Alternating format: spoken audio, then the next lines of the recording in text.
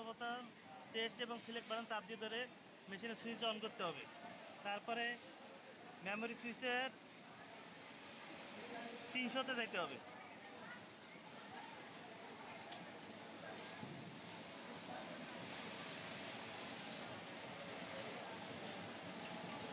তিনশোতে গিয়ে অফ থাকলে অন করতে হবে, অন করে ইন্টার দিতে হবে, তারপর টেস্ট দিয়ে বাইরে হয়ে যেতে হবে।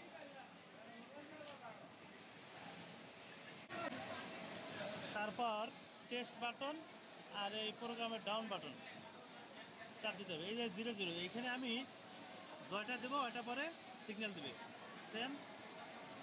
4টে পরে 5টা দিলাম, 5টা দিয়ে ইন্টার দিলাম, টেস্ট দিয়ে বাইরে হয়ে গেলাম। 5বার পরে বন্ধ হয়ে যাবে।